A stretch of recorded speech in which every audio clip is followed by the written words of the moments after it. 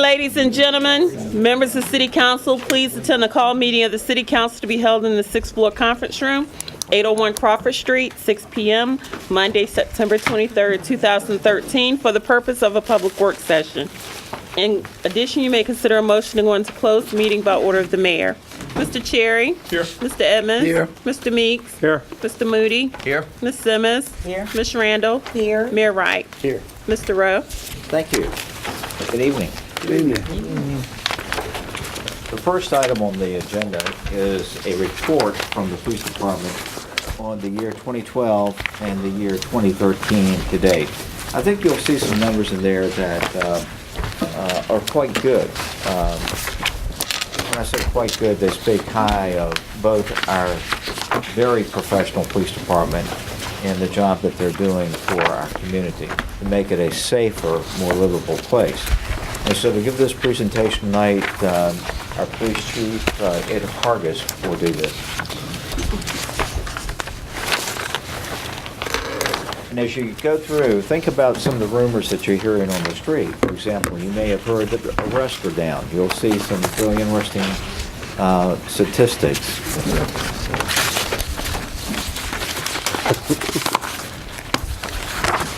Ed? Mayor, council members, good evening. Thanks for giving me the opportunity to present the annual report from 2012. As Mr. Rose said, I'll touch on 2013 as well.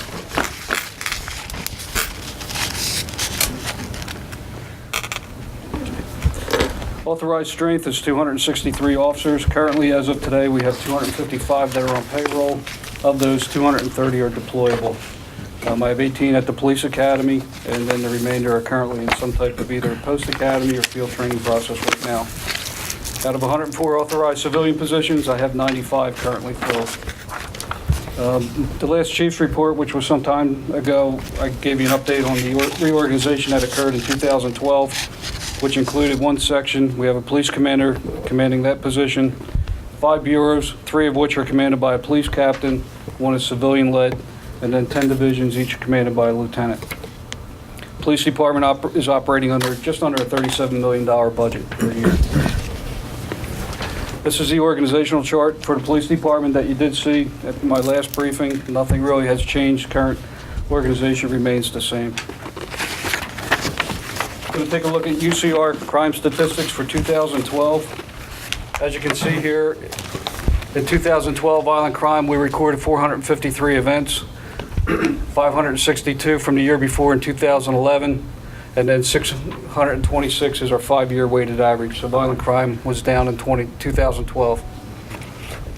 Crimes against property, 4,700, as well as total incidents, we were at 5,240 compared to 5,871 from 2011. So then all the way around, we had a good year in 2012. Crime numbers are down. And again, look at the 5-year weighted average and how we're stacking up. This has been decreasing for at least the last 3 or 4 years, is that right? Next 4 Chief? years have been dropping. Right. Would that coincide with your tenure here? The answer is yes. He's too modest to say that, but the answer is yes.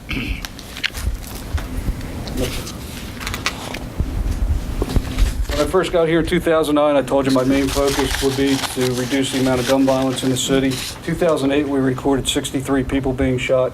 Every year since then, we've been down. Last year we had 25 victims. So the numbers are continuing to drop as far as gunshots go.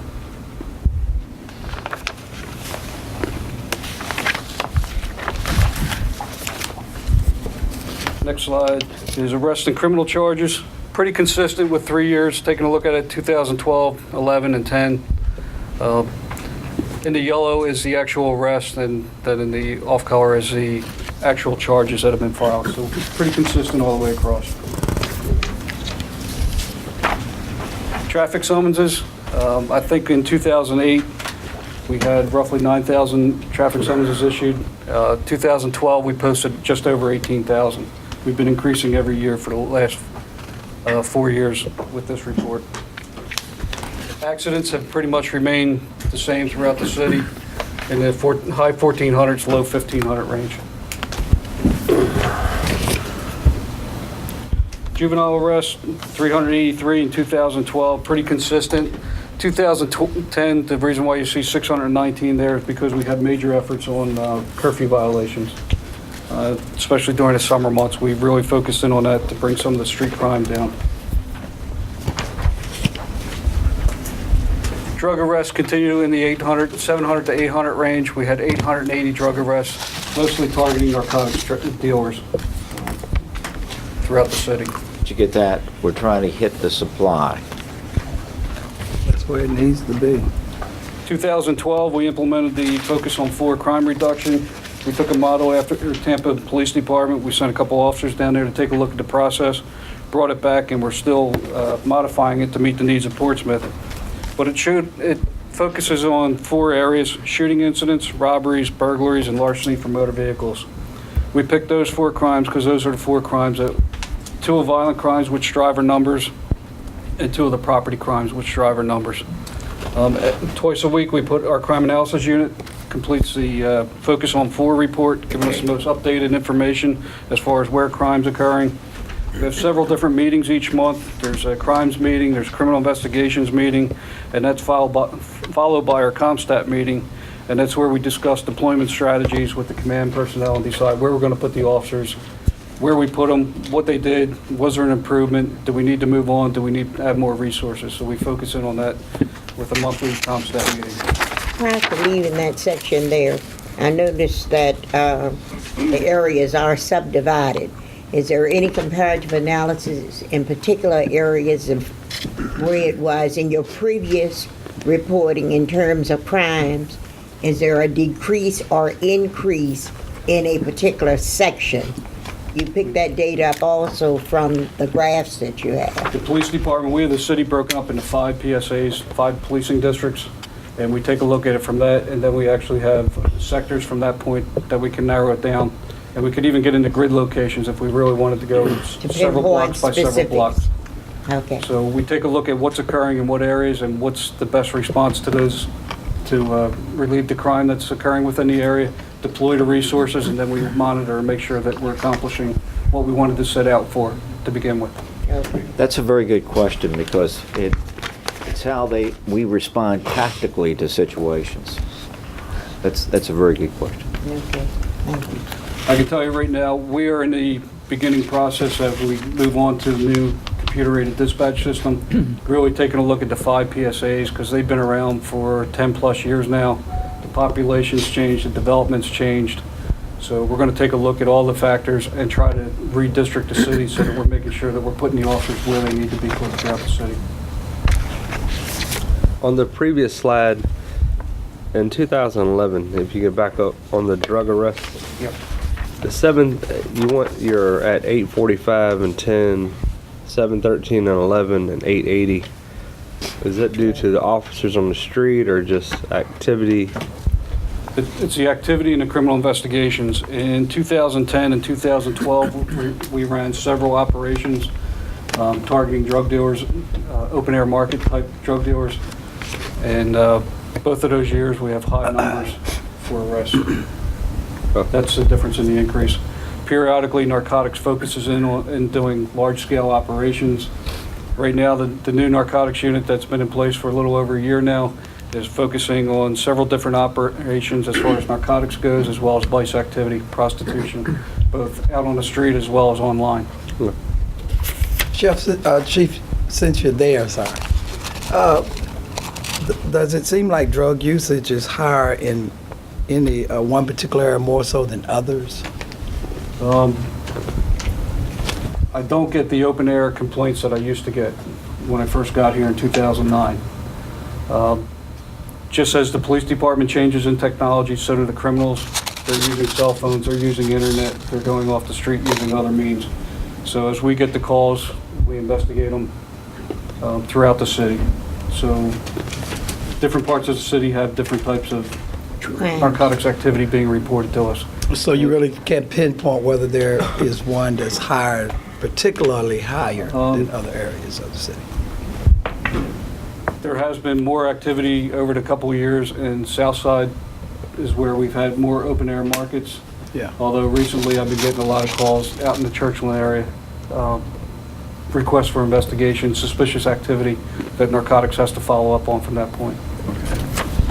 What's the predominant drug that seems to be trafficking more than others these days? Marijuana and heroin are the two that we have here that we deal with primarily.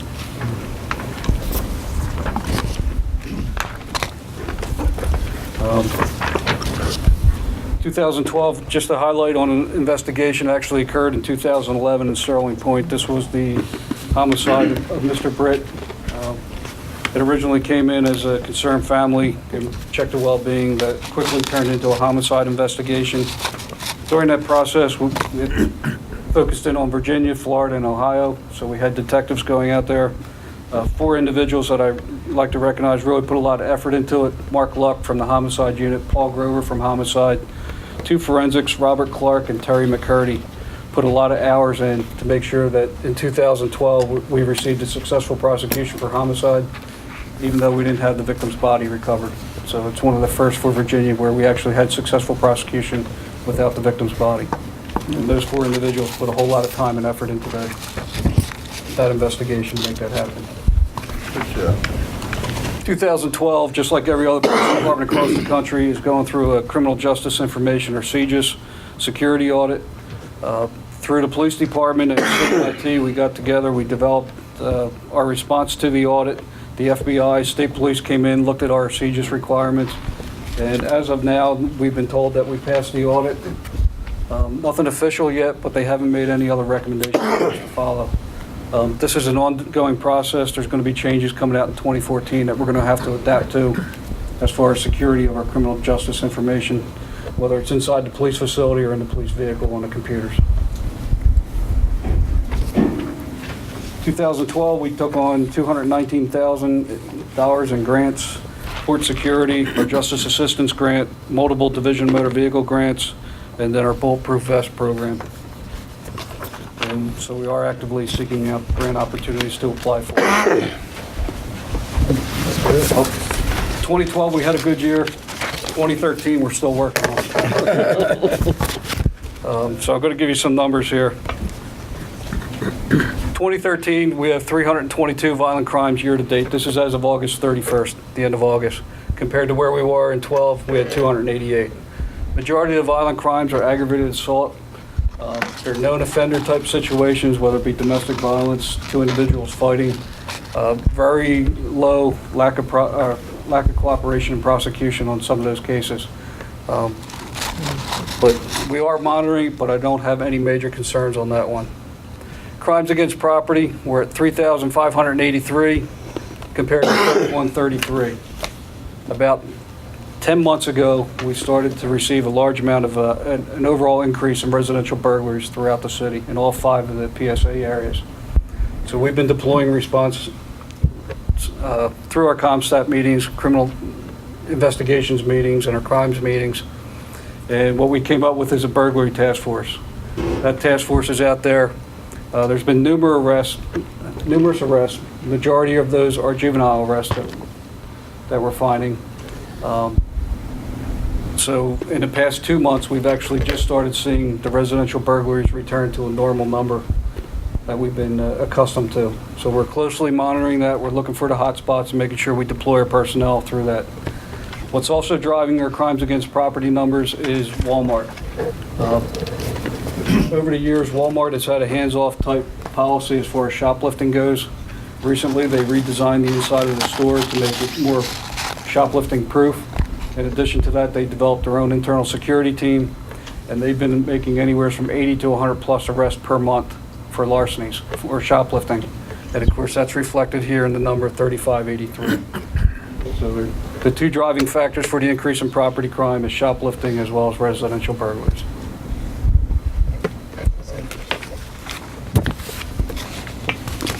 $19 gunshot wounds so far this year compared to 14 last year.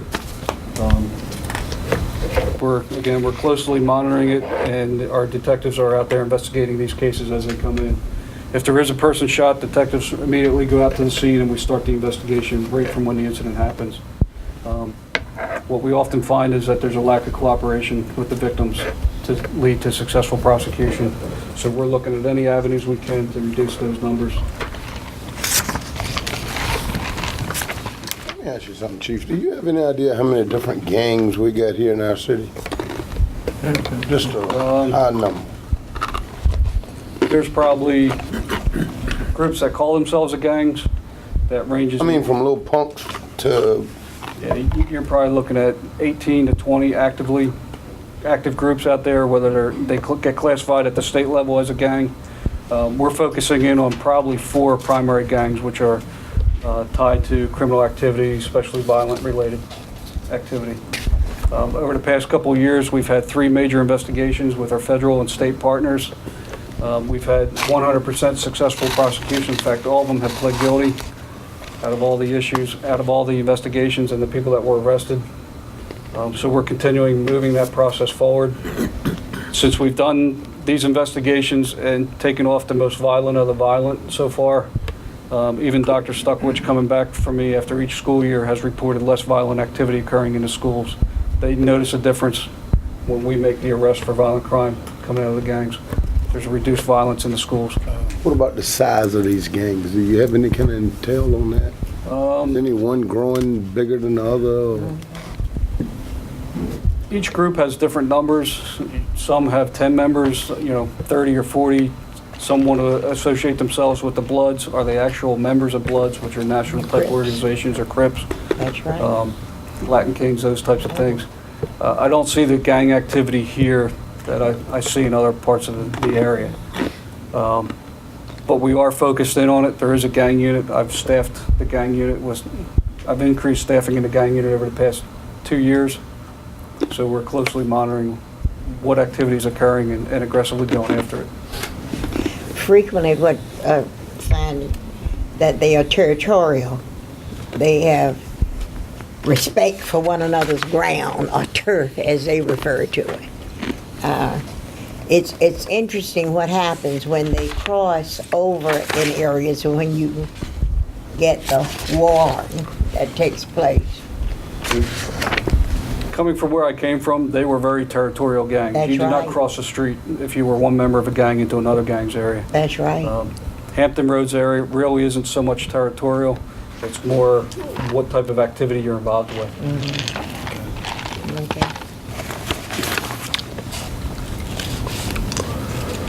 Arrests and criminal charges. 2013, we had 6,702 arrests on 9,994 charges. These are some of the numbers that I would expect to see because we're spending a lot of time into our neighborhoods because of the residential burglaries that we've been dealing with over the last 9-10 months. So they're in patrolling the neighborhoods. There's less activity from the proactive side because we're so focused on trying to catch the burglary suspects right now. So while it is down, it's not that uncommon for me when I take a look at these numbers. Okay. Traffic summonses, again, 9,000 compared to 14,000. And again, if you're focusing on the neighborhood, you're not seeing the high volume radar type that you would see out on some of our highways because we are focusing in on the residential burglaries that's occurring. Juvenile arrest, 254 in 2012. We're at 332. Again, majority of our residential burglary apprehensions have been juveniles. So I did expect to see an increase there for juvenile arrests. Drug arrests, 535 compared to 568. And again, this is as of August 31st.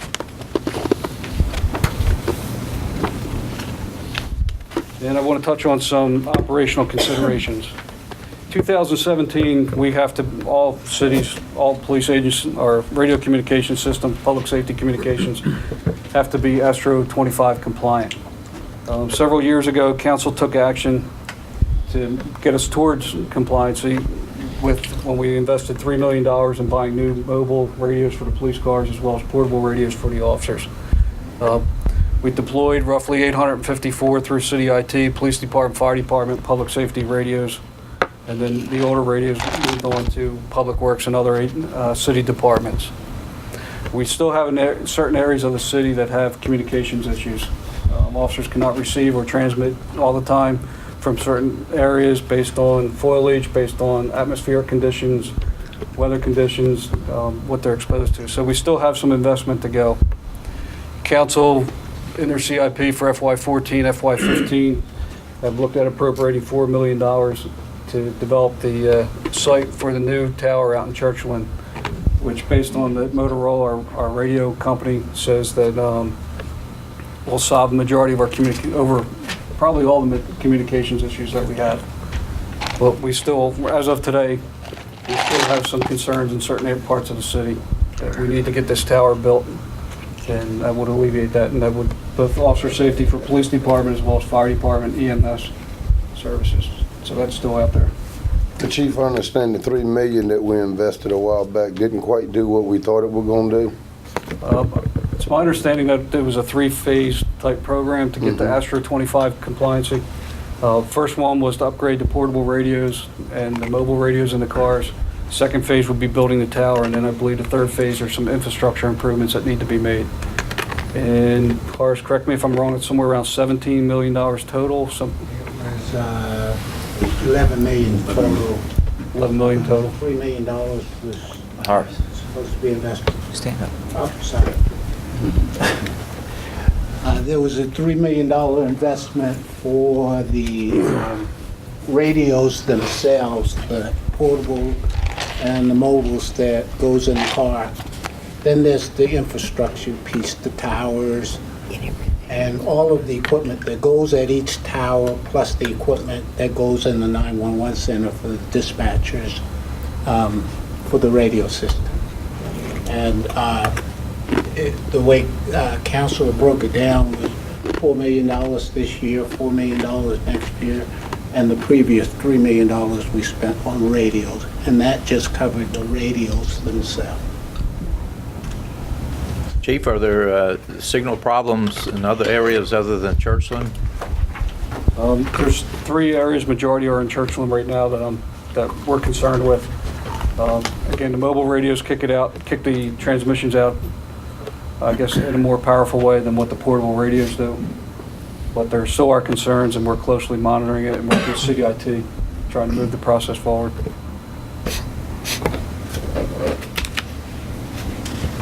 John, this is one of the hot buttons for your next year's budget, making sure this money's in. It is. And we've done more too. I mean, we've, for example, it might be good to talk about our emergency command post in the event of severe weather and we have to move. You want to cover that? I mean, it's not all, in addition to what's been done here, we've been doing some other stuff. Do you mind? Don't mean to put you on the spot. Yes, we do have a mobile command vehicle. We've got a couple locations throughout the city that we use for emergency backup in case we lose the towers. Fire Station 3 in Churchland is one of the command posts. We would move the Fire Station 3, we would move the command vehicle to Fire Station 3. We've got a setup there that we plug right into the fire station. The command vehicle becomes the backup 911. That's under a normal, just emergency.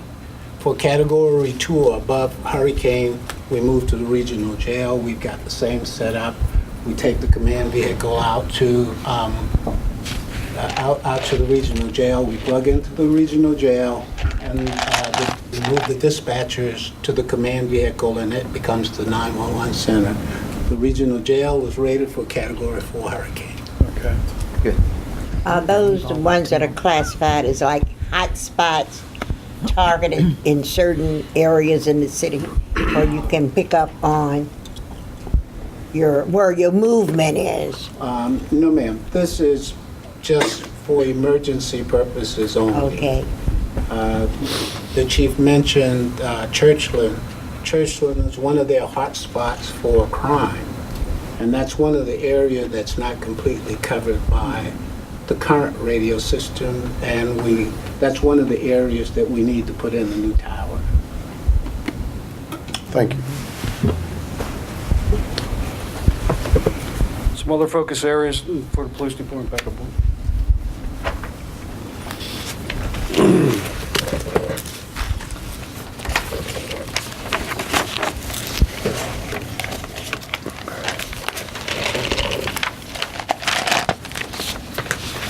fleet deployment for the police department, we're taking a look at several areas. We're taking a look at our current status of our vehicles as well as future needs, and we're making recommendations with Dennis Bagley and Kenny Strickland on where the police department needs as far as vehicle upgrades in the future.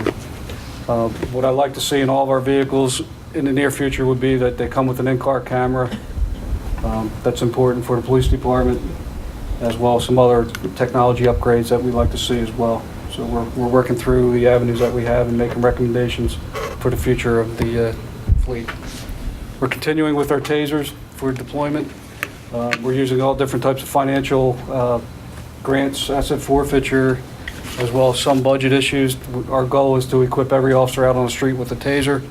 And again, the in-car cameras, as well as collar cameras. We're starting a T&E, test and evaluation, to determine the functionality of having the cameras actually on the officers. Newport News and Chesapeake have already switched over. There's some issues, some pros and cons to switching all the collar cameras versus an in-car camera. So we're in the process of reviewing it, and we'll come up with our decision here shortly.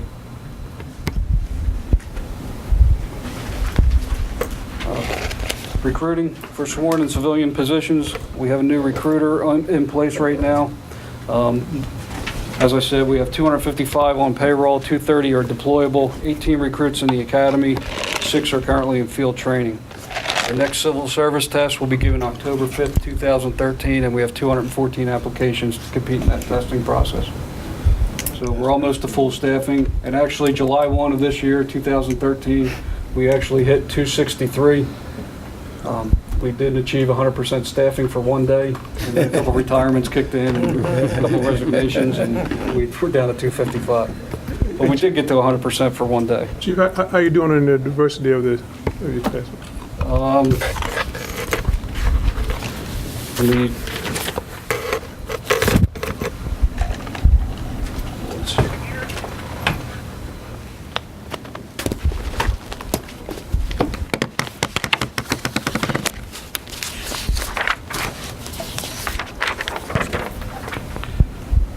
From the sworn positions in the police department, 64% are white male, 11% are white female, 15% black male, 3% black female, 3% Hispanic male, and 3% Asian. So the recent classes have increased our minority numbers over the past year and a half or so. What's your goal, Chief? Well, our goal is to balance it out, but obviously with the civil service test, we're trying to get the most qualified people that apply, pass the civil service test, get them through the background, and making sure that they meet the grade to become police officers here. How's that process been? It's actually been expedited and improved over the past couple of years. So they go through the civil service process on a Saturday morning. They go to their physical agility test right after that. From there, they get assigned to a background investigation. Background investigation gets done. We submit our recommendations to civil service. They approve the hiring. The individuals come back and go through a couple of interviews, the last one being with me, and then the ultimate decision is made to hire. We bring them on before the academy starts so that they can work within the police agency, learn what's going on here in Portsmouth. We send them out to the regional academy for 18 weeks. We get them back, and then they're in for another 6 to 8 months of field training, post-academy training, and get them out onto the street. So we have about a full year invested from hire to get them trained. Let me tell you, it cost $81,119 to do that. $81,119,000, and that includes the salary. If you back the salary out, it's down to 42. But we're paying the recruit just like we're paying the fire department. The fire department, it's $62,000. So this is not a cheap investment that we make. Last Friday night gave me goosebumps. We graduated 7 graduates, recruits from the fire academy, 2 paramedics, and that's a very rigorous process. It's very intense education. When you think about it, when they report for duty, they're responsible for public safety. You don't want someone that's half trained to be peering over you as a paramedic. You don't want someone half-trained when you call and you have an emergency situation when someone's broken into your house and is in your house. And so that's a good investment that we want to protect. We want to make sure that when we train people, they've been through the rigors of being tested, they go through the rigors of being educated and trained, and it's some of the best training that is offered nationwide in our 2 academies. That we retain them and nurture them. Think about it.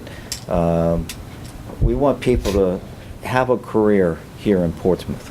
And it's not just 1 year's experience done 20 times. They're building on that experience. So when they really hit, as the speaker said Friday night, hit that sweet spot, they're functioning with all the wisdom and all the knowledge and all the special training that comes after 2 decades of being in the finest 2 public safety departments in Virginia. Turnover is an expensive thing. Yes, sir. Which, what is our turnover percentage? We lose roughly 15 to 18 people per year to either retirements, resignations. So we are replacing those. Like I said, it took 4 years as of July 1, 2013 to get to 100% staffing for 1 day, and we're down to 255, so it's a fluctuating number. I think because of the change in the economy, that's pushing more people into the government jobs, law enforcement, the military reduction in forces. We have more people applying on the police side, so that's what brought our numbers up. 18 in the academy now. January a year ago, I had 17 in the academy, probably 2 of the largest classes that Portsmouth has sent in a long time. So we're working to fill the ranks. But of that 214, those applicants there, how many of those would sail through and be ready to go? Half of them? Across the United States, law enforcement takes about 10% of all those that apply. So you're looking at 21. My numbers early on were 4 to 6% here. We completed the test and we're capable of passing background and interviews and getting onto the department. That number has increased as the economy turned. And I would say we're probably up around the 12, 13% recently in the different classes that we put in. From the time the application is finished until someone is hired, what is that time period normally? That's a very good question. From the Saturday civil service test to when you're released from field training is just about a year to 13 months. Time. No, not talking about the training, talking about where they officially have a job offer. And see, that's a concern of mine. If somebody retires today, we don't have a hire the very next day. It can take several months to fill that position. And it depends where we are on the exam. And during that period of time, we're having to meet the mission. We meet the mission by having to spend overtime.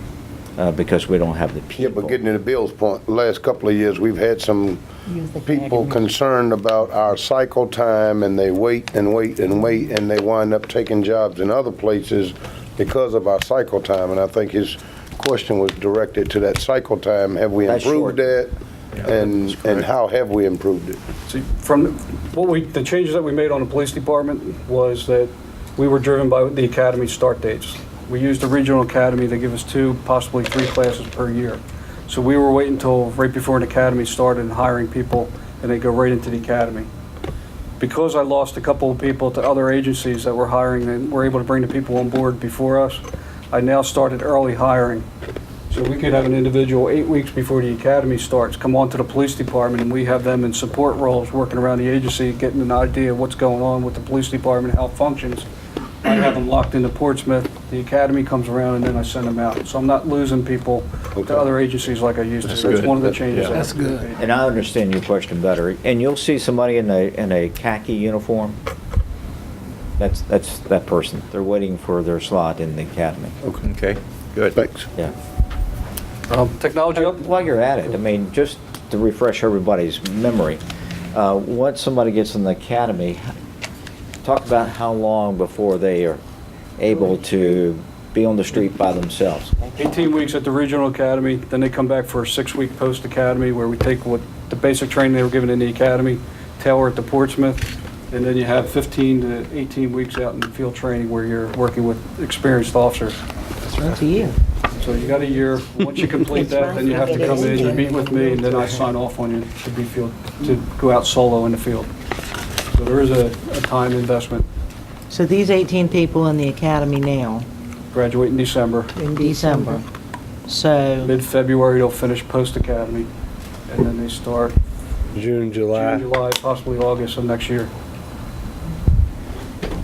And some of those that went into the academy it started in July, we brought on back in May. They actually have more than a full year before they get solo status on the agency. but that's good. I don't want the gal that just got a gun yesterday coming to rescue me. But, you know, at one point, this was incorporated, I guess I'm young enough to remember when, as a part of the high school program when Norcom was dealing with career, and they had the youth academies. They're in there, and many of those young people came through and became involved with the police department. And that was a very successful program, but then the whole emphasis changed. But I know many of the young people that came through that program and went on through as police officers. It's my understanding that the curriculum requirements for standards of learning have absorbed a lot of that That's free right. time. So that option isn't available to us in the schools right now. Okay. See, I'm young enough to remember it. Just a quick question. A lot of military persons that are getting out that have been in police environments in their certain areas, are they applying? And if they are applying and you accept them, doesn't their training count toward helping them to get through the police academy? We are heavily recruiting at the military bases, individuals that are coming out to come in and take the civil service test.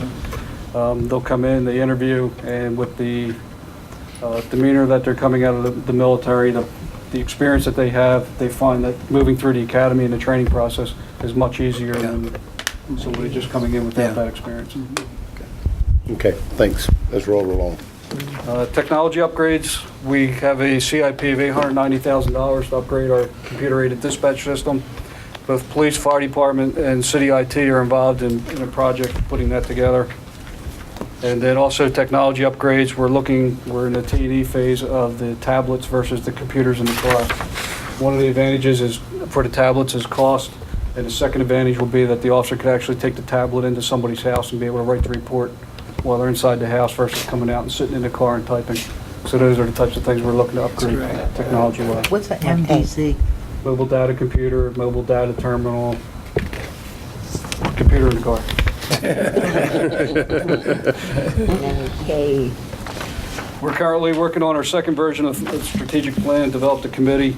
Because we're becoming a very young police department, my two emphasis focus for this next strategic plan is going to be on crime reduction as well as personnel development. And personnel development at all levels, including our civilian support staff. K-9, just give you a little bit of an update. 4 out of 5 dogs in the past year or so have been retired due to age. We replaced those 4 dogs. We added one under a port security grant. So my next replacement down the line, I got one senior dog, probably has 2 to 3 years left, and then we'll replace him. But we've been able to fund either through grants or asset forfeiture the replacement of all the canines in the city. And the mounted patrol, currently we're performing cost-benefit analysis on the unit. We're taking a look at different units from not only around this area, but as well as the state and the nation to take a look at costs and assignments that they're given, and we'll be coming back with a report on the cost-benefit of the mounted unit. Any other questions? Oh, one more. National Night Out, Saturday, October 5th. It's going to be actually our National Day Out. It's 10 a.m. to 2 o'clock in the afternoon. It'll It'll be at the Crime Prevention Office down in Craddock, Afton Parkway. We have 3 high school marching bands lined up, and we have some crime prevention programs that we're going to be putting on.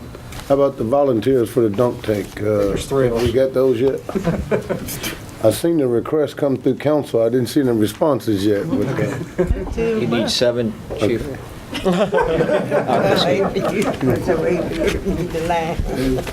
Based on the community meeting that was held last week, today I developed a letter that's going out to all Civic League presidents in reference to the safe trick-or-treat process around the city. Very good. Why it changed and where it's going to go and the hours of operation.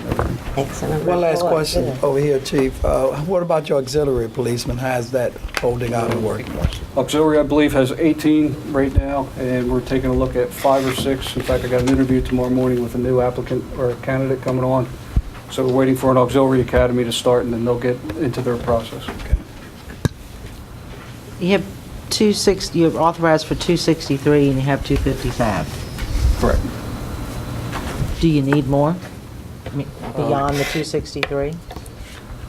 We are currently taking a look at our staffing needs across the board, as well as any new development coming in. Obviously, with Chick-fil-A, Kroger, Walmart, the increase on Frederick Boulevard, different housing developments are coming up. I can tell you with 32 years of experience in law enforcement, I think we need to be in the 285, 290 range. Can I prove that on paper yet? I'm not there yet, so that recommendation will be coming down the line. But we are taking a look at our needs here in the future. How about, speaking of community police and NIOs, Chief, are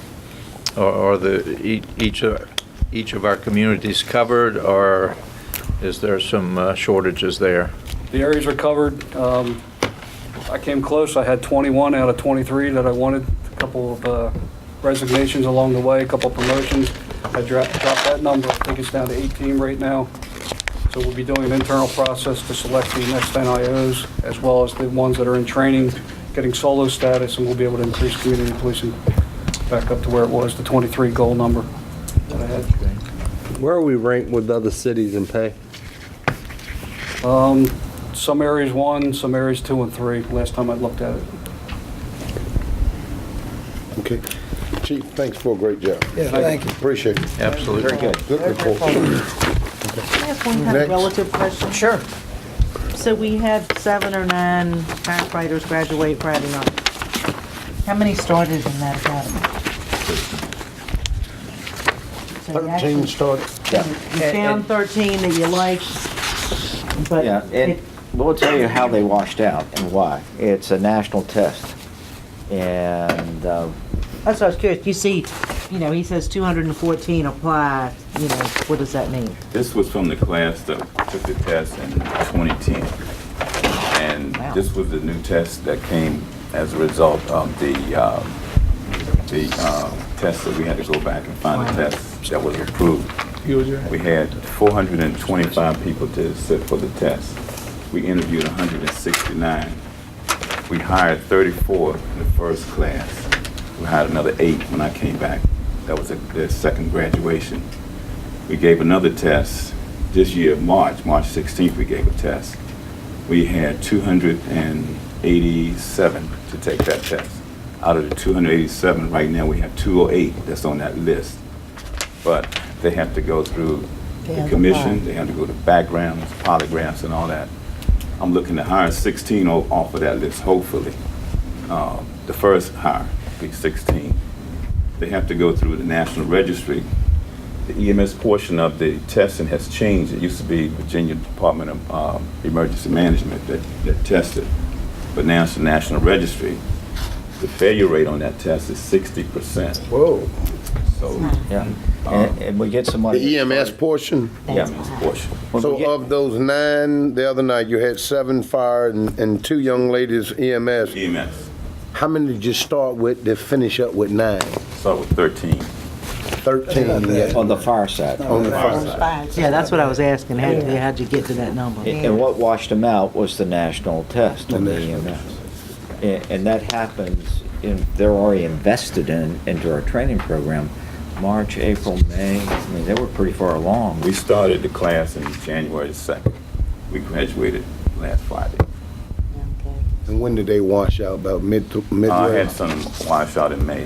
That was the first. You have got right much safety. invested. Yeah, with EMTB, then they have to go through EMTE. The only bad part about that, the only place they test is Tidewater Community College. So we had to enroll them as students in a college for them to take the E portion of the EMT. So it's very, very. That was a great ceremony the other night, by the way. Great job. Thank you, Chief. All right. Yeah, when we get somebody, we want to keep them, we want to train them. And this is not a pitch for higher salaries. This is a pitch of being really good at what we do. Good leadership along the way. Good mentoring, good training. It's a family. It's a team. Okay, if you would turn to this, we're going to give you an update on Paradise Creek. And I want you to get this picture in your mind's eye.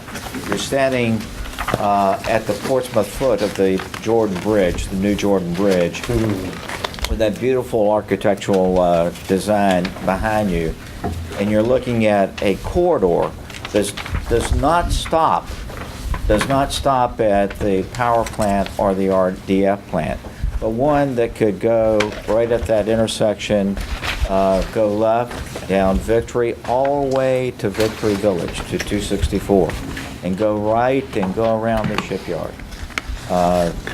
That's a beautiful gateway. It's got great potential. And so, Patrick, where are you? Patrick's going to give you a status report. This plan, Bill, you're absolutely right. We need plans that just don't end up on the shelf. We need plans that we can implement. They got to have vision in them, but the vision's got to be implementable. This plan's not there yet, so we're working hard to get it there. Fresh back from where? Kentucky? Yes, sir. Okay. 12 hours up Friday, 12 hours back Sunday, but my niece is happily married. Right, No work for the trip. good. Deed is Thank you, done. John, for the day off. Okay. Long ride. You may recall, we've been working for some time with the U.S. Environmental Protection Agency, not just on the improvements in that area, an area that has two Superfund sites, one of which historically was the most contaminated piece of property in the Commonwealth of Virginia, which is the Atlantic Woods Industries property, but also the Peck Iron property. The EPA is in the process of spending $450 million to clean up the one site. The EPA approached us several years back with the opportunity to avail ourselves of $100,000 that they had set aside to do some planning in this corridor, as the city manager mentioned. The EPA retained a firm called SKIO, and again, this was an EPA-led process. We came to you in February of 2012 with the EPA in tow and SKIO to kick off some work down in this corridor. So, again, they approached us. They retained SKIO. We made a presentation to you to kick the process off, and I'm here this evening to let you know where we stand with that. Staff work collaboratively, primarily led by the Planning Department and the Department of Economic Development, to pull together all the stakeholders that are impacted in that area. Local government agencies, City of Portsmouth, obviously. Many of the city's department heads participated in this. We reached out to the City of Chesapeake. The PPIC took the lead over your Economic Development Authority, since we believe that area has more potential for the maritime industry than any other. The Hampton Roads Planning District Commission was a participant, as was the Virginia Port Authority. The Environmental Protection Agency, the Navy, DEQ, and that's the Virginia Department of Natural Resources were all at the table. On the local level, the River Project was classified as one of the primary stakeholders. They were at the table early with EPA, as you know. This section of the river is not just near and dear to our heart, but very near and dear to the heart of the Elizabeth River Project. Representatives from Craddock Civic League, all the meetings, the charrette meetings were actually held in Craddock. And almost every single local business or landowner participated down there. Mr. Peck, the folks at Wheel Operator, the Marine folks at Bay. you name it, they were at the table along with all the other stakeholders. So 3 key focus areas: land use and development, access and circulation, environment and neighborhood. SCIO did develop a draft plan. That plan was posted on the internet, on our website. It was put out in the libraries. We held a community open house at Federaly, to which a few people participated and came and provided comments. And that public comment period was closed some months back. So SCIO's engagement with the Environmental Protection Sea is ending. They have produced a draft document for the city's review. It has a lot of good concepts in it, a lot of things that can be implemented. It also has some things in it that need a good deal of massaging. While they're good in concept, we need more conversation with our Navy partners, but when I say we, I mean at the staff level, as well as the Planning Commission. More conversation with the Navy, and more thought about how some of the objectives can actually have strategic actions associated with them. So there's some real concrete things we can pull out of there and start on immediately. Before we even finish the plan, one of those objectives was completed, which was the extension of sewer down Burton's Point Road. And you may recall we came to you a few years back when PPIC and the Public Utilities Department participated in that extension to encourage the expansion of Accurate Marine at the end of that road on Burton's Point. So some of How's that going? Well, right? Accurate? very well. They're finished. The line's installed. Planning or Public Utilities paid to upsize that line. We're hitting the numbers that we projected. Yes, sir. Very good. The investments are there, and it was a relatively minor investment with, I believe, we projected an 18-month payback. So very good all the way around. So the next steps, after we iron out some of these initial short-term and get some more of our folks up to speed, staff's going to work with those stakeholders to go to the Planning Commission to engage the public and refine the plan so that we can get this into your comprehensive plan. And of course, that means it will subsequently come to you with a recommendation from the Planning Commission for another public hearing and your input and comment as well. Good. I've said it before, I'll say it again, I think our greatest opportunities is revitalizing that whole Craddock area, the Truxton area, that whole corridor around there. There's some huge opportunities for us as a city, so I say we need to move as quick as we can in those areas. Before you sit down, as you know, we took over this maintenance of the school bus fleet effective 1 July. We're doing that maintenance at Burton's Point. We take bids next week on the addition to our garage at the compound. Once that's finished... 6 bays, right? 6. Once that's finished, we'll decommission Burton's Point. EPA has been talking with us and talking with the schools about using that site. Remember, they're doing a landfill. They're taking the hot spoils and landfilling that. They thought that the elevation would be 4 feet. It's going to be twice that, at 8 feet. With Burton's Point, they can make it 4 feet. And so Nita's working on this project along with others. One way to expedite it is to match up, we don't own Burton's Point, match up the schools with EPA, let the schools lease the property to EPA for the landfill. Once the landfill is finished, then the property gets conveyed to PPIC. They're gonna bury something there? No, they're taking spoils material and putting it on top of the ground, and then they encapsulate it. Like they did at the previous spot Exactly. next to it. Yeah. And then once it's totally encapsulated, it's inert, and one can develop the property with some restrictions. Okay, thank you, sir. Good job. All right. The next item is update, and we need some direction. We're at that fork in the road with this food truck. We've had a very, very good public process here. In fact, Fred may tell you, and if he doesn't, I'll tell you, this is one of the best public civic engagement processes that we've had in a good long time. And Fred, will you bring us up to date?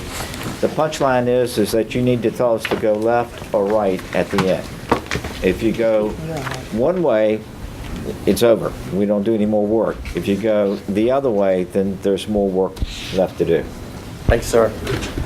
Good evening, Mayor, ladies and gentlemen, council. Let's see. Excuse me. As John said, we've been busy this summer. Tonight, what we would like to do is to provide to you an update of the summer's activities and then the task force and what we've done with the food trucks. As you know, we began this journey back in March when a gentleman came to council and said he would like to have a food truck in Portsmouth. The planning department came back to you and gave you a research paper that said, here's what we are doing in Portsmouth, which says no food trucks, and here's what everybody else is doing. With your guidance, we then moved ahead in June to go out and see what the public wanted. What were their ideas? What did they feel like they needed? And as John said, it was one of the most robust civic engagement pieces I've been a part of. We first started out, we said, okay, we'll have public meetings. And so we scheduled 2 public meetings, one in July and then one in August. Well, at the July meeting, everybody's wanting paper. And so we realized, let's put all of the information we have on our website so people can get it throughout the area. At the same time, we added to that and we said, let's see how they vote. So we sent out Facebook and Twitter responses to say, one, do you want them in the city? Do you want them in downtown? Do you want them city and downtown? Or do you not want them at all? And then we did something a little unique because usually that's where everybody stops. We gave them a section that says, you can comment. And comment they did. Since we launched it, we had 295 individuals respond by taking the test. As you can see, almost 77% said they wanted food trucks citywide, which was to us a very high point. And we thought it was interesting to let them vote online like this because we noticed that some people were hesitant at that first meeting with people standing around. How do I vote? Do I vote? Do I put the dot up there for yes or no? And other people were sitting looking. So we did this to give them that privacy at home. A little over 11% wanted food trucks only in the downtown area, and surprisingly, a little over 7% said they just didn't want them at all. Excuse me. Like I said, we had 45 comments received, and that part's surprising because the comments all, for the most part, contained very clear direction on how people thought we should be working. Excuse me. In addition, we went to the Chamber of Commerce and had them talk to their members. They used the same format. They got back that 66% were in favor of food trucks citywide. A little bit lower, but still well above what we'd expected. During the 2 citizens meetings, we had 64 people total. It was pretty much even. Had a little bit more, maybe a couple more at the first meeting. But totaling, taking everything and combining them together, it was about 72% said they were in favor of food trucks citywide. So the numbers are running within that range. That's very good. Summary. We finished it. We've said, here's what we've got. We've met with the task force on 3 occasions, coming together with what the people are saying, what we would like to see, maybe some future next steps if you choose to move ahead. And we actually prepared a draft policy for food trucks that to be used, but we've not put that out for the public to comment or review because we wanted to get your input on, do we continue with this or do we now say, we're still not certain, we want to wait or exactly which way we need to go. As John said, you go right or left. 1, you decide not to pursue the matter. We take the paper, we say thank you very much, and we end it right now. Or you feel like that there's justification to continue with the process and we would move forward. If you move forward with the process and say, let's go alternative 2, then we would want to continue with developing the food truck policy. And it's kind of nice because the restaurant owners were leading a lot of the information going into this policy. They were not opposed to food trucks. And this was from restaurant owners, not only from the downtown, but from citywide. And that surprised. Where's your scientific data on that? Well, we had 4 4 restaurant individuals on the committee, and they all were in favor of it. And how many restaurants do we have in the city? Well, we've got, but more we than felt 4. like these were active ones, quite a ones that few were coming in. that are totally against, Yeah. but go ahead. I Yeah, go understand. ahead. Okay. That's the reason we're back before you now We're today. not claiming that this is scientifically done. Understand. We're claiming that it had a lot of Still citizens' available data. participation. Of course, how many totally were on your committee?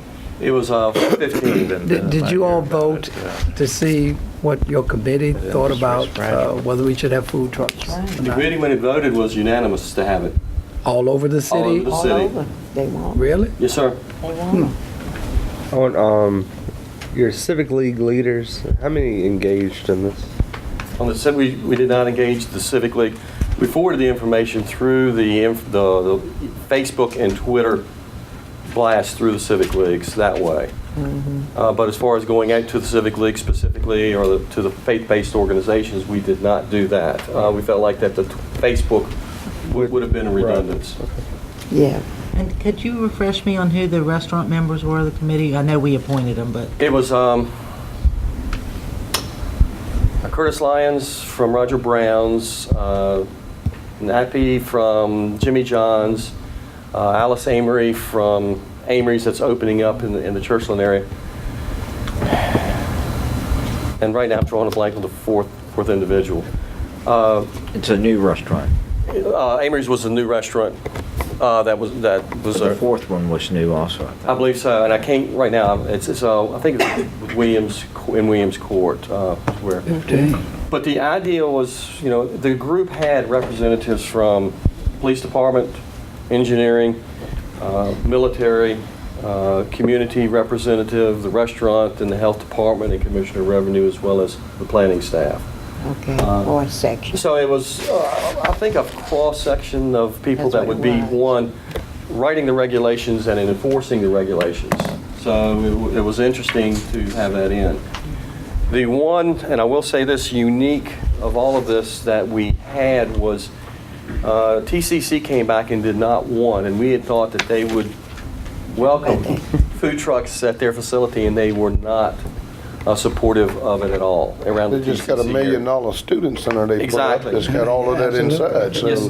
Well, I Like understand some of why. these restaurants, that's why they don't want them, because you're gonna. But they were probably the most vocal in opposition during discussions with that. Well, the question is, why would you not want a food truck on the face value of it?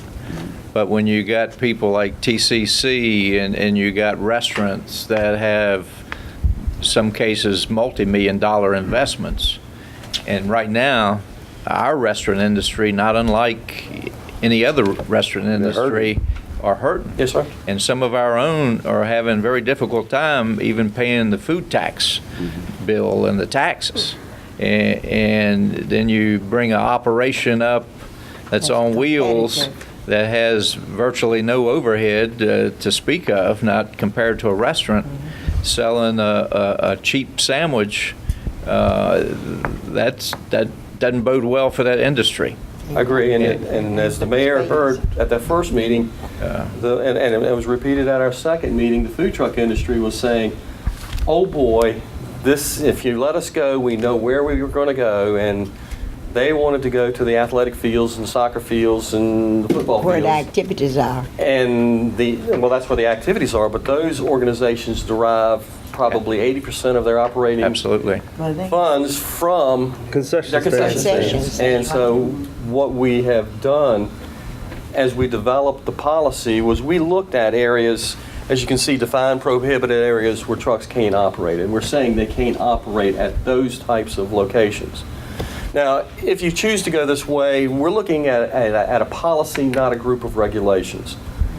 The regulation change would be in the zoning ordinance that would say food trucks are not allowed at all except in conformance with the policy. And that's a very small change. I guess the heavy lifting is developing this policy. And we would recommend, and the committee has recommended, that it be for a fixed period of time so we can come back and evaluate, is this working, is this what we want or not? And we were looking anywhere from a 6-month to a year period. Fred, go back one slide. You notice there's not a recommendation here. We're giving you the results of what's happened over the last 6 months. If you decide not to pursue this, we don't do any more work. If you do, if you decide on number 2, then the recommendation that goes with number 2 is go slow. Do it on a pilot basis. Test it out. Evaluate it. Do it for a set period of time. And if you don't like it, then you can change it. You can eliminate it. And so let's go back to the other slide. And that slide says, do it as a year. Do it on a restricted basis. The policy would not be my policy. It would be a policy that is developed and goes through the Planning Commission and comes to City Council so that there's, again, good public input into the development of this. Yes, sir. Couple things. Business license. Absolutely, they gotta have it. If the vehicle is registered in Portsmouth, Chesapeake, they shouldn't be. Who collects the taxes? I defer to George on that one, but I know where We'll get all the details ironed out. Well, my point being, we have a hard time collecting taxes now from the ones that we can't turn the key and drive to another city. I think one of the policies should be that they're right here. Vehicles registered in Portsmouth. So, Well, I think creating the standards of the conduct as well as the standards of what is the definition of a food truck. That's got to be clear, because I think a lot of folks think they can just hitch on anything to the back of the truck and show up. And that's why you're getting everybody to want to do it until you put some standardization out there and say, here's what the policy is and here's what our definition is. And then the conduct and all of that goes with it.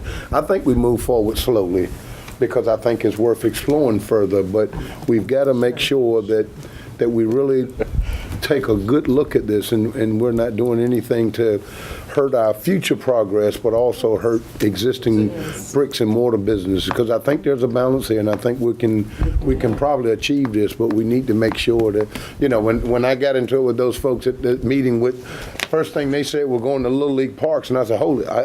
I know with 4 kids, I'm always buying stuff at Little League parks, and all of their fundraising efforts are there to buy uniforms and things like that. So we got to be careful that we're not going to have every soccer mom coming up here saying, all right, you let these trucks over here. Now we need to buy these uniforms and we need help.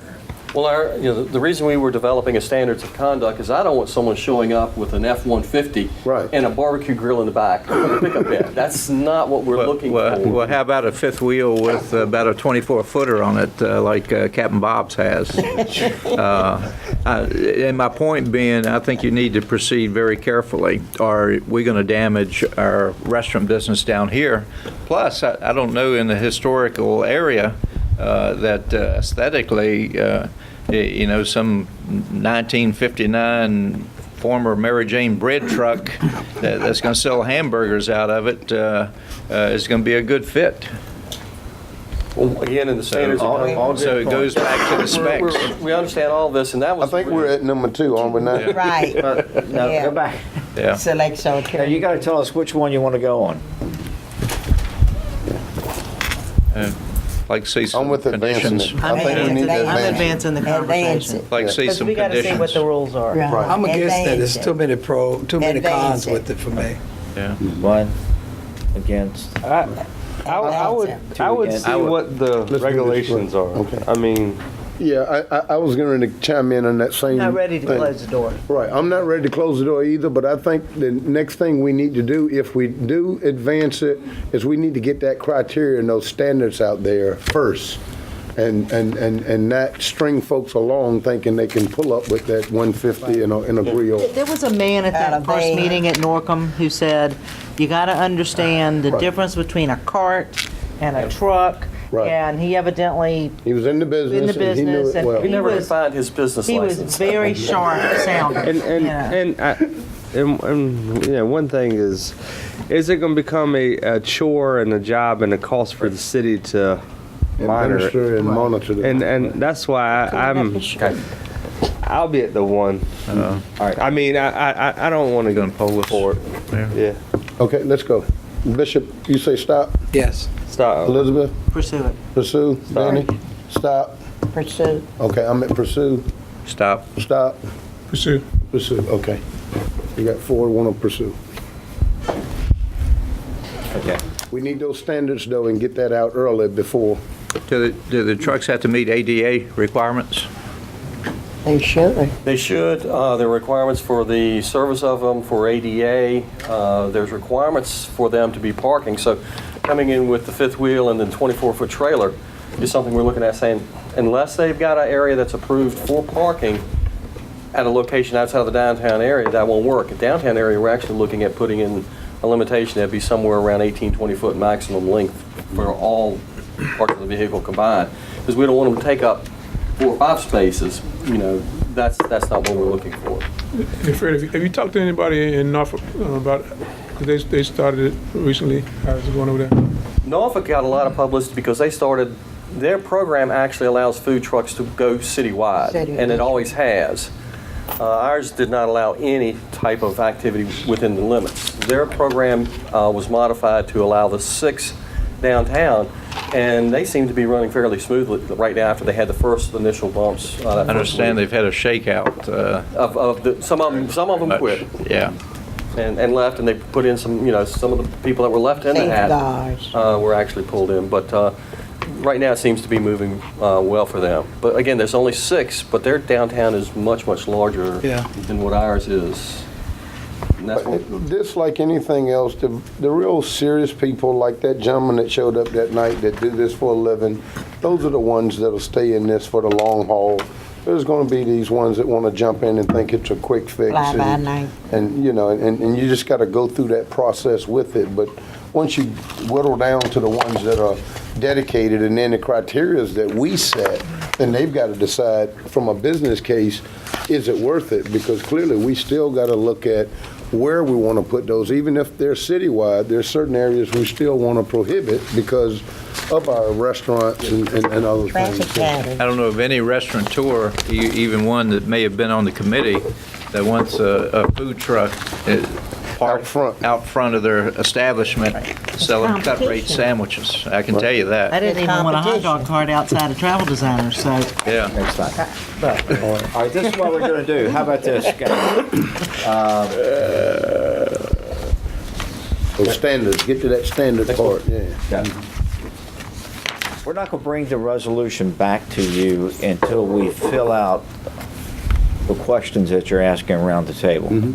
The standards, the policies, et cetera, along with a timeline to give you another look at this before you actually, and all the resolution does is formally ask the Planning Commission to consider amending the zoning ordinance. And so let us do our homework. That's fair enough. That's good. Okay. Okay. All right. Very good. All right, so you're not Next. going to see a resolution next week. You Okay. won't see the resolution until the end of what we're doing. Okay. Very good. And you might get a no then, and it might. stop Absolutely. I mean, the board that voted yes tonight might say no. Change your This mind. is, yeah, we're on thin ice. No, we don't ever do that. We don't. Fred, good job, by the way. Elizabeth, when you Let me also say that I really appreciate the way you've conducted those meetings and interact with the public, and everybody I've talked to have liked the way you've conducted it, so thank you very much. You did a great job. We always. Susan Wilson is going to give our next briefing, which is on Rails to Trails, which is a program to take abandoned rail right-of-way and convert it into a trail that is multimodal, which you can use for your feet, your bicycle, your stroller. Not to jump ahead, but right by our house, the rails, I mean, getting those things cut, who's over that? Oh, the Especially if we're going to make them trails. I mean, the grass Okay, is let me- 3 or 4 foot high. I'm like, I know they make their own rules and laws, but If you'll give me the exact location, we'll take care of it. all right, no problem. 164 east All and the way. west. All the way. And west, that's right. That's- Both directions. That's right. Okay, let's roll. I'm standing Susan, in the you on way deck. of the Let's go, laser girl. beam. I just had to bring that up because I said No. rails and trails. Oh, you're talking about the center line rail? Center line. Okay. Absolutely, both sides. Both Commonwealth sides. Railway. We don't have that problem where I live. Yes. Up on High Street. Hi. How you doing? Good. Good evening. Tomorrow on your agenda, you'll have a resolution seeking your support for the application of a grant fund to create a rail-to-trail on the former Commonwealth Rail line out in Churchland. Okay. So I'm here to give you a little bit of background on it and to answer any questions you might have. Again, I'm seeking your support on resolution to apply for a grant through VDOT through their Transportation Alternatives Program. It used to be called the Transportation Enhancement, and with MAP 21, the new transportation funding, it's called Transportation Alternatives. And Mr. Moody, you'll be happy to know that this project is listed in 2 of our plans, and we are seeking to try to move forward on this. That's great news. So, We're not picking on you, Bill. This is becoming our we're mantra, making you know, if progress. if we're gonna adopt a plan, let's do it. Blow the dust off. All those right, all things. right. So it's in both of our master transportation plan, which comes from the planning department, and the Parks Rec and Leisure Services master plan from our Parks and Rec department. And we feel that this is an ideal candidate project for VDOT's Transportation Alternatives Program. We attended their workshop back in August and decided that we would have a good chance in getting funding on this. So just to orient you, this the green line shows the rail to trail project, which is the abandoned rail right of way since the Commonwealth Mainline Safety Relocation Project in 2010 moved the rail operation to the center of Virginia 164. Everybody get oriented on that map. This is the freeway up here. Coming on through here. Yeah. This is Cedar Lane. This rail was moved to the center line here of 164.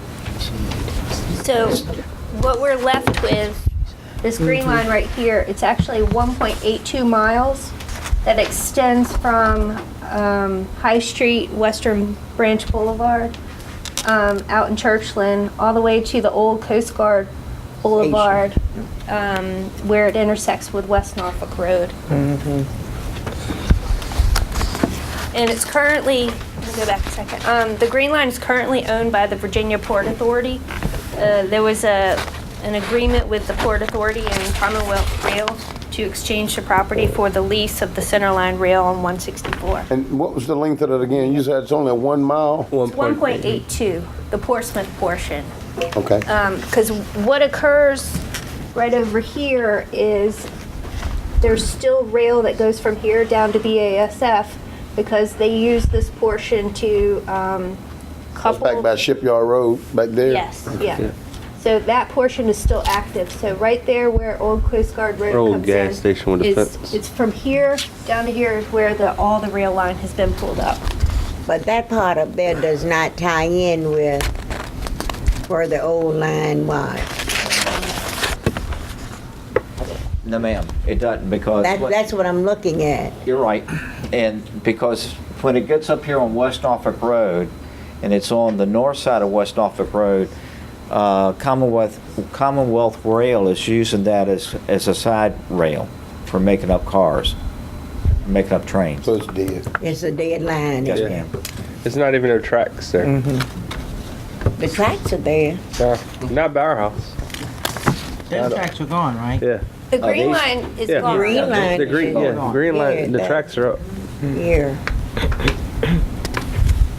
So this project is actually part of a 41-mile trail that's known across the area as the Southampton Roads Trail. So this 1.82 miles is just a small part of this larger trail that will run from Suffolk to the Virginia Beach oceanfront. And there are portions of this 41-mile project that have already been completed in Suffolk and in Norfolk, and we have portions of our Southampton Roads Trail already completed as well. And that's shown right here. So just to orient you again, this is the rail of the trail. That's the portion that's been abandoned, and this is the portion that we're seeking the funding for. This is part of that 41-mile regional trail.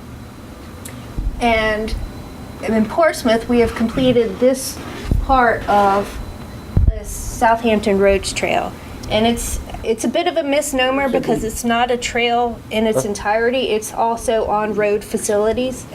So like this portion from here down to here is, those are the new bike markings that you've seen on West Norfolk Road. This is the existing Western Freeway that already allows bicycles and pedestrians to go from West Norfolk Road down to Port Norfolk. And this is the bike lane that's on Mount Vernon Boulevard, or Mount Vernon Avenue, that was striped last year. So those are the portions in Portsmouth that have already been completed. It's about 3.35 miles.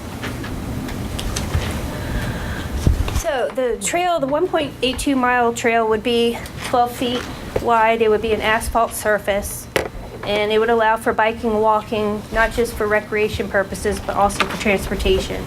And there would be amenities such as signage and marking, possibly benches, possibly lighting, and then there's 5 total street crossings that would need to be made safe for bicyclists and pedestrians. Are there any other areas in this city that could use a similar configuration to achieve the same thing? Need a rail to make a trail. That's what I'm speaking of. That's what I'm speaking of. Unused rail to make a. That's right. We do have That's what I'm portions- looking at, because we have several rails. Yes, ma'am. This is the best opportunity right now because of the timing, because of the availability of the land for us to be able to pursue this. And this is the one that's been identified in both plans that we are trying to move forward. And it could serve as a catalyst to do other projects throughout the city in the future. So our next steps, once the resolution is adopted, if it's adopted, is to hold a public meeting in October. That needs to be held in advance of the applications that are due on November 1st. Okay. And if we do receive the award, we will find out next summer from VDOT. How much money do they have out there? Do they know? Yeah. Hang on. Next line. It's no there you go. amount. A lot. This is an 80-20 funding match program, and Okay. we would be seeking, I'm guessing, about $900,000. So Portsmouth's contribution, our 20% would be in kind, and that would our intent is to use the value of that rail right-of-way as our match. So that would put us, Balance your funding. I think, about 1.2 million for the overall project cost.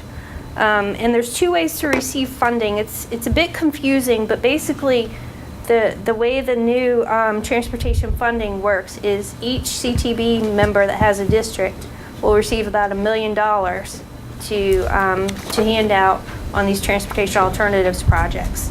So if we aren't selected by our CTV member, then we have the opportunity to get money from the TPO because there's 4 transportation management areas across the state, and they'll receive about $1.5 million each. So it's possible that we could receive some money from our CTV member, and then the rest of the requested money from the TPO. I have one really important question. Yes. How can we use the land as an in-kind donation from the city if the property is owned by the Virginia Port Authority? We are currently working with the Port Authority to get ownership of that land. And Transfer. They would transfer it to us at no cost. That's the goal, and that's what's also going on with Chesapeake, because like I showed you that the western extent is at High Street. Chesapeake is also applying for this project for funding for their portion of the abandoned. For the Western So they would tie in. I'm glad you asked that question because we're asking for it to be transferred to us at no cost to us. Of course. But they have a notion of the possibility of trading land.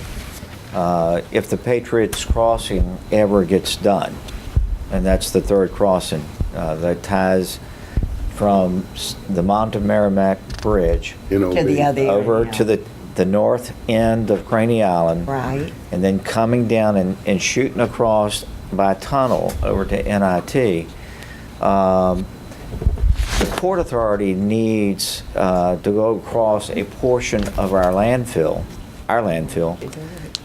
in order to get to the eastern edge expansion of Craney Island. And it's an area that's not yet permitted, but my recommendation is that we don't give it up. No, The goats need that, don't they? No, The goats are west of there, no. and we have a very They're good moving goat east. feed- Go east, goats, go east. We have a very good goat feeder. With a goat feeder, please stand up. Go south.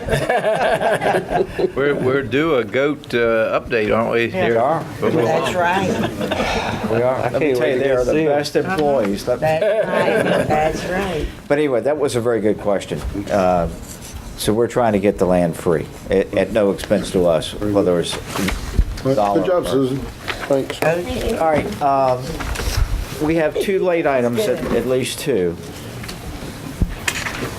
Lights on. Last week, there was a rumor that we had done a study, and it's not a study. You asked me and my team to monitor the impact of the tunnel closures over the season of the tunnel closures. And it's just not one weekend. As you know, it's 25 weekends that span almost a whole year. So you've got summer, you got fall, you got winter, and you got spring. And each of those seasons is a different season downtown. And so, again, we make no claims that this is a scientific study. It's a monitoring where we're calling the businesses, and it's self-reporting. We're not asking them to give us their books and compare July of 2013 to July of 2012. That's private. But they hit the ground, sir. Can't we, though, I would think a good barometer of that would be taxes, meal tax, lodging tax, admission taxes, and compare it by, That's a backdoor way. That's a way. I mean, that's, to me, that would be more scientific, probably than asking a restaurant owner, how's your business? Well, I mean, that's a good point, but that data comes in the aggregate, and it comes in a period that's typically a quarter reporting. And so to wind down, first, you got to work your way through the Department of Taxation because they're very, very stringent on not revealing the tax information for a particular business. No, I'm talking about as a whole. I know, Bill. Yeah. But what we'd have to do is wait for a whole quarter because it gets reported on a quarterly basis, not on a weekend basis. Yeah. And so, Patrick, would you come up and give a status report? We're concerned, you'll hear this from Patrick, if one business is suffering in Portsmouth because of the tunnel closing, we're very concerned about that. That's right. I was going to leave with that, but now I'll close with it. When these two tunnels get through. As the manager mentioned, we have been out basically since you first asked the city manager to undertake this exercise. It's a little bit more complicated perhaps than you might expect. You don't always get the person you're after on the first visit. We're persistent. We finished our first round of interviews, and I'm going to run you through some of those results, but the briefing points tonight are the scheduled tunnel closures as a refresher for you, our monitoring methodology, and the results to date. So westbound, August 2013, starting a month ago, and through May of 2014, 25 out of 43 weekends. And that is the westbound. Eastbound has yet to be announced in terms of what the schedule will look like. That will be June 2014 through July of 2015. So almost another 2 full years of potential impact unless Elizabeth River Crossings and their partners find a way to mitigate the damage that they're doing. Or until November, when we get that court ruling. But go ahead. The monitoring methods, as the city manager mentioned, it's self-reporting, it's not scientific. The individual business data, as you noted, Mr. Moody, and so did the manager, we can't go into Jimmy John's through the commissioner or through the state and get their sales tax receipts. We can get them possibly as far down as by zip code, which can give us a good idea, but our study really focused on downtown and not citywide, so we will continue to monitor the overall data, benchmark it year over year. Of course, there'll be anomalies in that. It's hard to tell with the economy. Restaurant sales generally are down as well, but as the manager mentioned, even one business being affected by that closure is a problem for us. So we go in, we talk to the business owner or manager, we ask them to give us an idea of what they're doing. Since it's self-reporting, obviously there's going to be some exaggerations in both directions, but overall we believe we have fairly accurate data. It's anecdotal evidence, but the initial polling included 93 businesses in downtown. That's an extended downtown. Over those polls, we found the following, and I believe the manager had shared some of this information with you. Some of the businesses, obviously, that are not open on weekends, like, for example, maybe an accounting office, or I'll give you a perfect example, Stan Clark's law office on the corner of Washington and High Street, not impacted at all. Some said they were negatively impacted with revenues down as much as 30%. Those are some of the businesses that you might expect are more regional draw in terms of their offerings. Some of your higher end restaurants might be in that number. And then some said they weren't impacted because they don't depend on customers from other cities. And you have a number of establishments on the high street as well that cater primarily to a local crowd and in some cases out towards Suffolk and Chesapeake. But some of those businesses really derive most of their revenues here locally. So with that, we're going to continue to go out and do this. That list of 95, we'll be able to narrow down, or 93. It was very comprehensive. We'll be able to eliminate a number of those businesses and really focus on the ones that... That report is pretty useless, quite frankly. We've got to get some specific quantifiable data that can happen through sales tax. Can't get an individual sales tax, but you can get the revenues and pinpoint it as a business industry in downtown. Bill, But we're not opposed to that. I think what he's saying is it's going to take a quarter to get that, and during the interim, That's fine. talking to people and trying to get some. But even the sum, if you just said, okay, we visited 93, 30 said it was down, 25 said it was up. Yeah. Just using the word sum is, I don't know what that means. well, first, this is September. The closing started in August. We hadn't even run a whole quarter. And we're taking this very seriously. We're going to quantify as to the best that we can do. But to start with, you start the old-fashioned way. You start talking with people and say, how was your weekend? How did you fare?